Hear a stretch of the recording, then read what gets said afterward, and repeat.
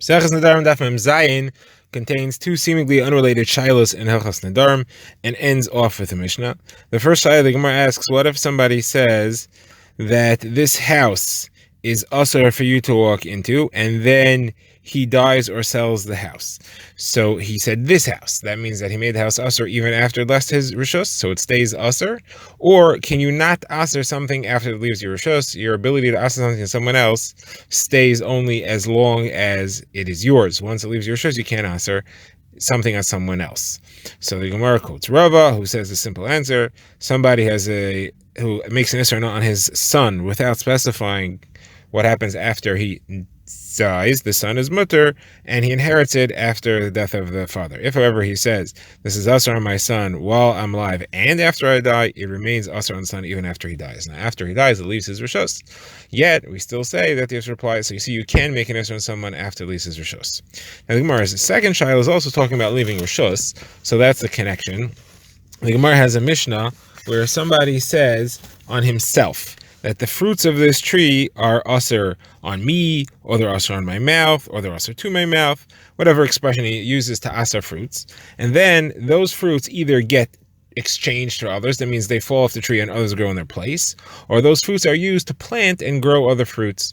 Now, these are therefore exchanges for the fruits that he ushered. So those exchanges are usher as well.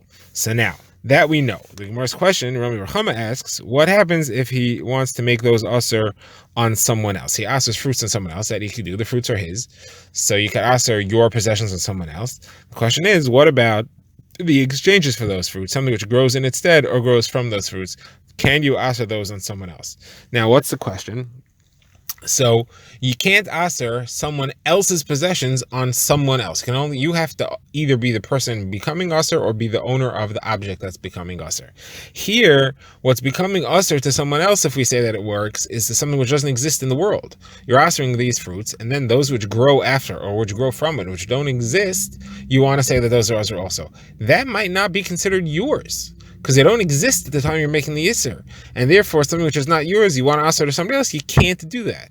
Or do we say no? Since the fruits that are here now you're making the isser on, and these come in place of them, they take their place, and the isser that you made on these apply to those which come in place of them, and you can make an isser on these because it's yours. Therefore, you can make the isser which on those things which come in their place, and it does apply to usher to somebody else. So the Gemara tries two proofs to resolve this question. First one is a case where somebody makes an isra on his wife. His wife is not allowed to have an off from him. So the Brisa Paskins, she's allowed to borrow from somebody, and then that person could come collect from her husband. Now what's happening over here? The woman is benefiting from money which is exchanged for her husband's possession.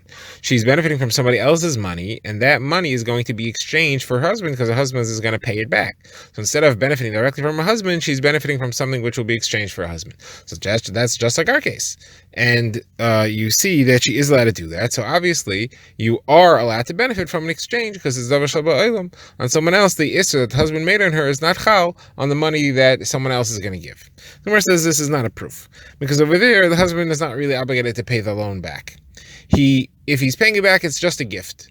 But there is no real hana that the wife is receiving from his money, because he's not obligated to pay it back. She borrowed from someone else. That person could have lost his money, and therefore the hana that she's getting is from him. The fact that the husband wants to give it does not make it from hers. He's just being nice and deciding to pay back the loan that he doesn't really need to pay at all. Now, the way the Gemara expresses this is that it's l'chatchila, she's not allowed to do that. She's not allowed to go assume that he's going to pay back, because lav dafka is the husband obligated to. But if he did, and he wants to, if she did borrow and he wants to pay it, he's allowed to. The Gemara now tries to bring one more proof. Somebody's mekadesh an isha with arla, so it's not taifis. It does not work because arla is isser hana and therefore has no value. However, if he takes the arla and he sells it and he gets money for it, then he's mekadesh with that. It works.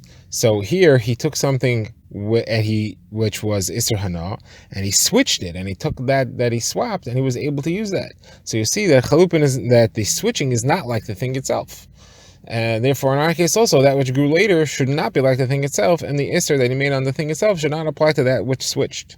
Someone says, no, maybe here, again, he should not have done that, and it does apply, but once he did, b'di'eved, it counts because he got money for it. Now we begin the next Mishnah, which discusses what happens if people have an Isser Hana on each other. Can they use public property that everybody has a share in, since they each have a share in it? So the Mishnah begins by saying, if somebody makes a neder and he says, I am chayrim to you, then that person is usher to have an Hana from him. If he says, you are chayrim to me, then he is usher to have an Hana from that person. If he says, I am usher to you and you are usher to me, then they are each usher on each other. Now the question is, what do you do about shared property? So the Mishnah says, shared property which belongs to Oyli Bavel, meaning it belongs to all of Klal Yisrael, all the dwellers of Eretz Yisrael, that is not considered like they each have a share in it, and they're allowed to use it. Something which is shared by the residents of the city, though, and it's not available to people from a different city, that they are each considered to have a share in it, and now you have a problem on those things. What's examples of this? So things which belong to all Klal Yisrael is the Harabayas, the Azara, the Azaros, a well that's on the road. All those things count as public property to the entire country, and they're allowed to use it. What is considered to belong to the city alone? So that would be the large square of the city, the bathhouse of the city, the shul of the city, the bima in the shul, the sifrei Torah in the shul. Even though each one contributed to the purchase of all these things, since each one contributed to the purchase of all these things, it is considered to be partly theirs, and the person who has an Isser Hana is not allowed to use it. What could you do? So the Mishnah says, if they write over their share to the Nasi, to the president of the community, then they divest themselves of the property, and the other person's allowed to use it. Now, who could you write it over to? So Rav Yehuda said it doesn't have to be the Nasi, it could be anybody. You could write it over to anyone. The difference is that if you write it over to the Nasi, you don't have to do a kinyan. Just by writing it becomes automatic. If you write it over to a regular guy, you have to actually do a kinyan. The Chachamim say either one, you have to do a kinyan. There's nothing special about the Nasi, however, except that the Nasi is the usual person you write it over to because you feel secure that he's going to give it back to you when you need it. Now, Yehuda adds, people of the Galil don't have to write anything over because their forefathers already did, and it's all considered to be given over to the leadership.